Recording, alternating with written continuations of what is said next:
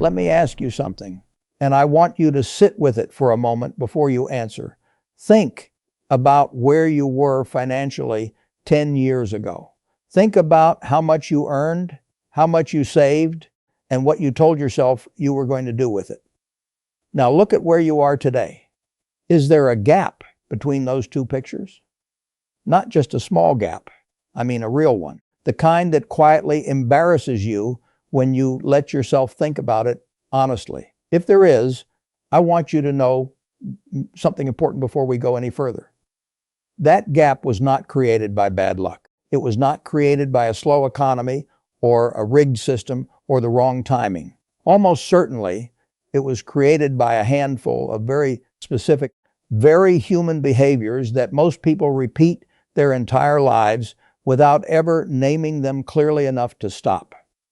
That is what we are here to talk about today. Not theories, not textbook economics. Real behaviors that are quietly destroying the financial futures of millions of Americans. And why the window between now and 2027 makes understanding these behaviors more urgent than it has been in a very long time. I have spent my life studying markets and studying people, and I will tell you something that took me longer than it should have to fully accept. The market itself is rarely what destroys wealth. People destroy wealth, and they do it in ways that are so consistent, so predictable, so deeply wired into how human beings think and feel that historians can practically set a clock by them. So today, I am going to walk you through 5 of them, not to make you feel bad, not to lecture you, but because the honest truth, delivered plainly, is the only thing that has ever actually helped anyone change. The first wealth killer is one that almost nobody wants to admit to. It is the belief, quiet, comfortable, and completely false, that you have more time than you do. I have seen this in every market cycle I have lived through. People in their 30s who are going to start getting serious next year. People in their 40s who have a plan that begins after the kids finish school. People in their 50s who are just waiting for things to settle down a little before they really focus. And underneath all of those plans is the same invisible assumption. That time is patient, that it waits for you to be ready, that the opportunity to build real financial security will still be there after you finish being comfortable. It will not. Here is the thing about compounding that every financial textbook explains, but almost nobody feels at the gut level until it is too late. The value of compounding is not distributed evenly across time. It does not reward you a little now and a little later. It rewards you almost nothing in the beginning and everything at the end. The last 10 years of a 40-year compounding journey produce more wealth than the first 30 years combined, which means that every year you delay the start is not just 1 year of lost growth. It is the year that was supposed to feed every year after it. You are not losing 12 months. You are losing a multiplier. Let me give you a picture of what I mean. Imagine 2 people. The first one starts putting aside $500 a month at 25 and never stops. The second one waits until 35 to start. Same amount, same discipline, but begins 10 years later. By the time they both reach 65, assuming the same average return, the first person has roughly twice the wealth of the second. Twice. From a 10-year delay. Not from bad choices. Not from recklessness. Just from waiting until they felt more ready. The cruelest part of that story is that at 35, most people feel like they are still young. They feel like they have plenty of runway left. And in many ways of life, they are right. But in the mathematics of compounding, 35 is already late. Not too late. Never too late to start, but late enough that the cost of those 10 missing years will be felt for the rest of their lives. So the first thing I want you to hear today, clearly and without softening, is this. The time you think you have is shorter than it feels. Not by a little, by a lot. The second wealth killer is one that our entire culture is designed to feed, and it is this: spending to feel successful instead of building to become secure. We live in an economy that has become extraordinarily good at one particular trick, making you feel poor no matter how much you earn. The moment your income rises, the lifestyle around you adjusts to make that income feel like barely enough. New things appear that you are supposed to want. The standard of what counts as normal quietly elevates. And before you have had a chance to build anything real, you are spending nearly everything you make on the appearance of a life that looks prosperous from the outside, but is financially fragile underneath. This is not a character flaw. I want to be very clear about that. It is a manufactured condition. Entire industries, advertising, social media, consumer credit, luxury retail exist for the sole purpose of converting your income into their revenue before it can become your wealth. They are extraordinarily good at it. And they have a powerful ally working for them inside your own head. The very natural, very human desire to feel like you are doing well. The problem is that spending is immediate and compounding is slow. A new car feels like an achievement right now. The $600 monthly payment feels manageable right now. The $40, zero in total value you have just exchanged for a depreciating asset that will be worth half as much in 5 years. That loss unfolds quietly, invisibly over time, while something else would have been growing in its place. The pleasure of the purchase is vivid. The cost of the opportunity lost is abstract. Think about this for a moment. If you are earning $80, zero in a year, and spending $76,000 of it, which is roughly what the average American household does, adjusted across income levels, you are saving less than 5% of your income. Now ask yourself, what kind of financial future can you build on 5%? The honest answer is almost none. You can survive on it. You can limp toward a modest retirement if everything goes right and nothing goes wrong. But you cannot build the kind of financial resilience that lets you sleep through a market crash, take an opportunity when it appears, or retire on your own terms rather than necessity's terms. The shift I want to suggest is not radical. It does not require you to give up comfort or live like an ascetic. It requires you to decide consciously, deliberately, what you are actually buying when you spend money. Are you buying something that serves your life in a meaningful way? Or are you buying the feeling of success?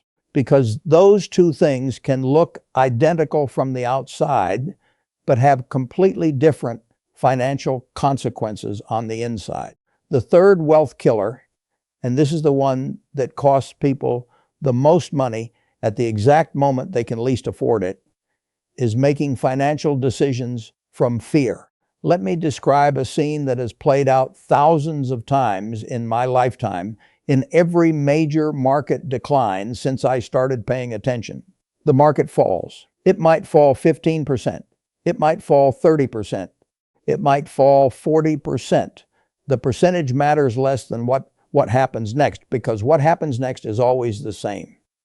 People begin to panic. Not all of them, but enough of them that the panic becomes contagious. The financial media feeds the fire with language calibrated to produce fear, because fear is what makes people watch. Articles appear about permanent loss. Experts who have never successfully predicted a single market bottom appear to explain why this time is different. And ordinary investors, people with retirement accounts, people who have been patient and disciplined for years, begin to do something that history has shown every single time to be disastrous. They sell. They sell because the pain of watching a portfolio decline feels unbearable. They sell because every instinct they have is screaming at them to stop the bleeding. They sell because the human brain was not designed for financial markets. It was designed for immediate physical threats, and in that context, removing yourself from danger is survival. Applied to investing, that same instinct is ruin, because here is what the history of every major market decline shows us, without a single exception. Markets recover. Not always quickly, not always linearly, but they recover. The people who sold at the bottom, who felt like they were being prudent, protecting what they had left, locked in those losses permanently, and then faced a second impossible decision: when to get back in. And almost no one gets back in at the right time. They wait until the fear subsides. They wait until the headlines stop being terrifying. They wait until the market feels safe again, which is almost always well after the recovery has already happened. I want to be direct about something here. I am not saying market declines do not hurt. They do. Watching the value of something you have spent years building drop significantly is genuinely painful, and anyone who tells you it should not bother you has either never experienced it or is not being honest. The goal is not to feel nothing. The goal is to have built your financial life in a way that allows you to feel the fear without being controlled by it. That means understanding what you own, why you own it, and what its value actually is. Not its price today, but its underlying value over time, and value are not the same thing. Price is what the market says something is worth in this moment, driven by sentiment and momentum and fear and greed. Value is what something is actually worth based on what it produces, what it earns, what it represents. A great business that falls 35% in a panic is not worth 35% less. It is just priced lower temporarily. That distinction, held clearly in your mind during periods of market stress, is the difference between the investor who comes out of a crash wealthier and the one who comes out of it diminished.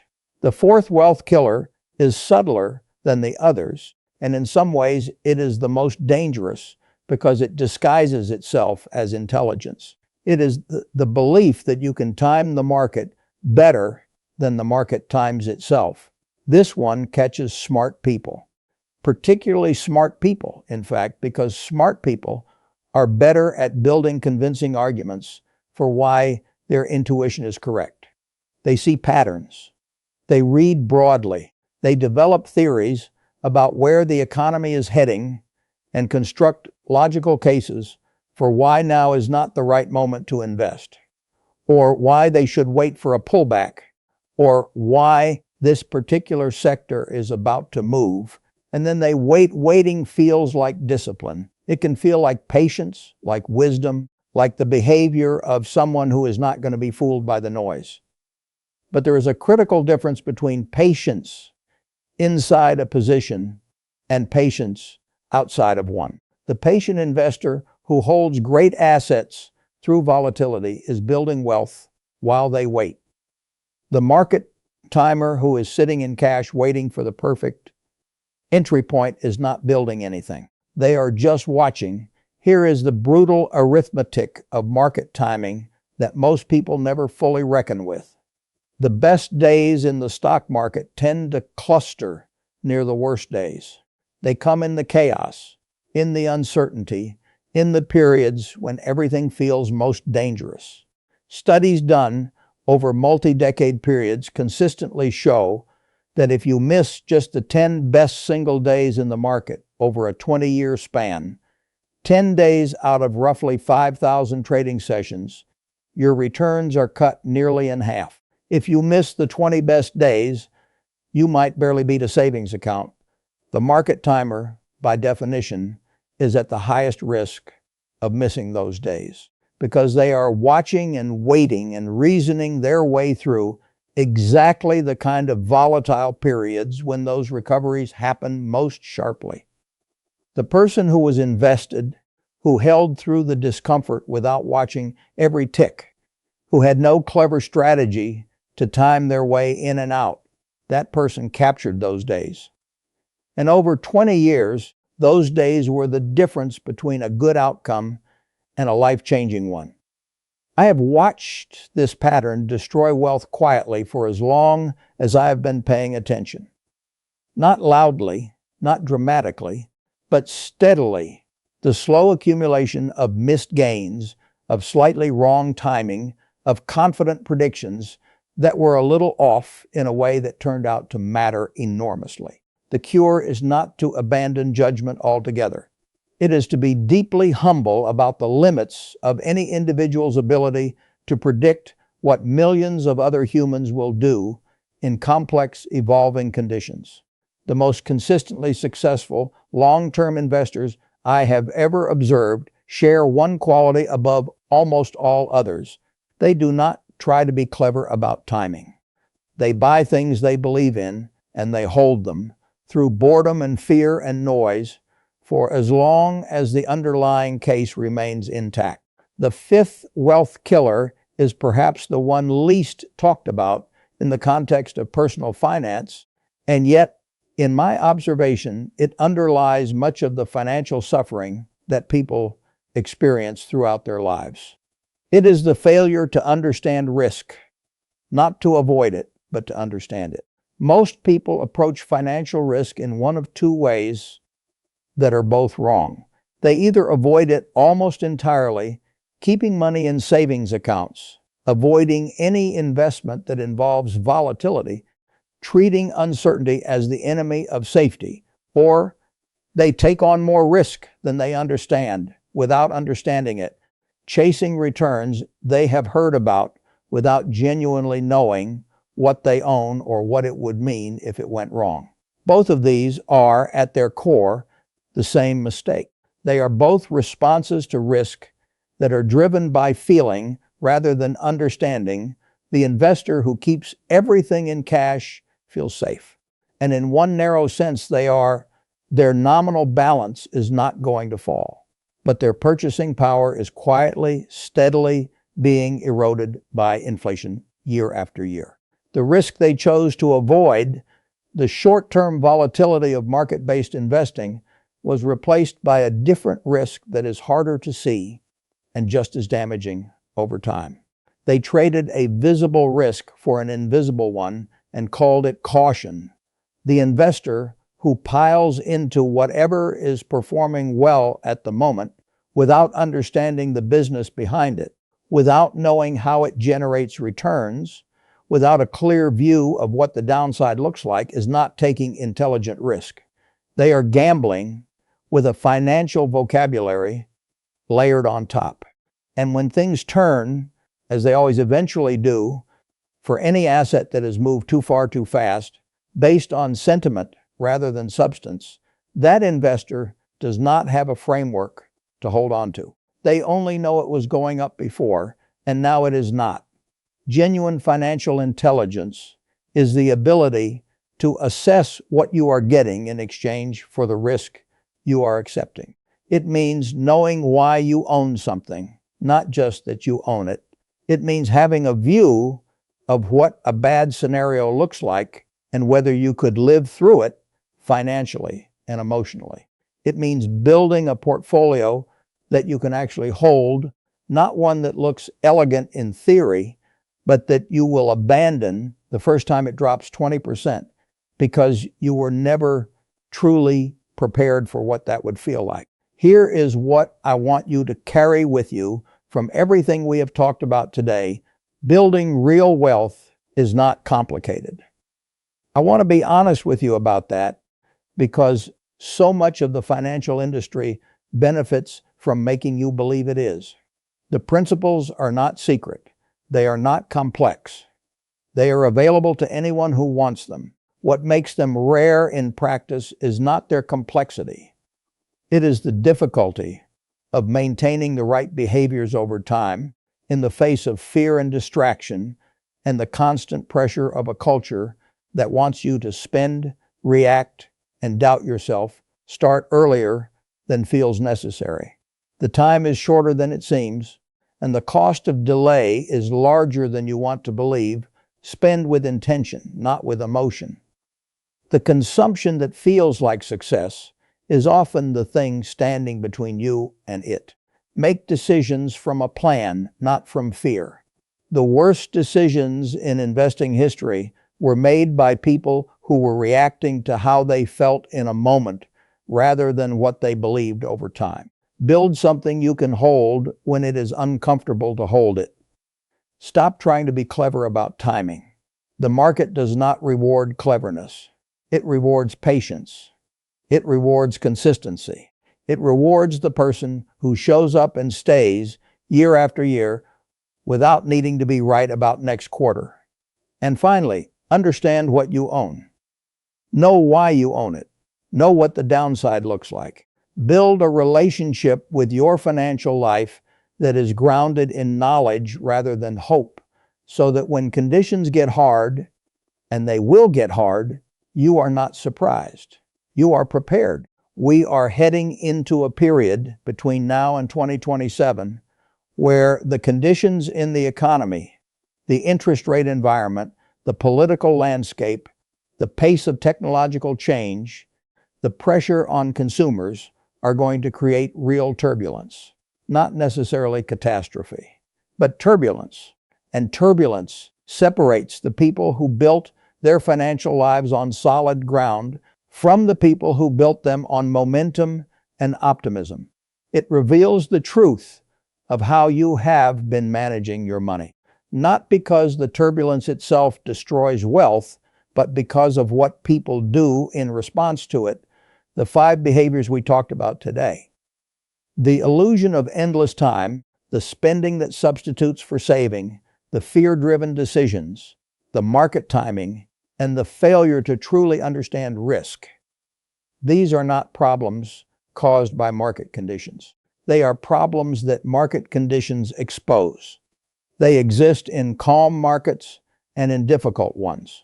The only difference is that difficult conditions make their consequences impossible to ignore. You still have time to address them.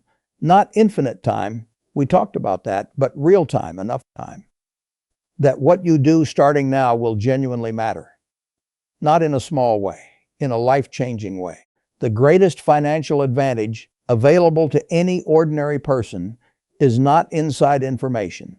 It is not a sophisticated strategy or a network of connections or exceptional intelligence. It is simply this: the willingness to act with discipline over a long enough period that the mathematics of compounding can do what it is designed to do. That advantage is available to you right now, regardless of where you have been. The question is only whether you will take it, or whether 10 years from now you will be looking back at this moment the same way you looked back at the one before it. I hope you will decide differently this time.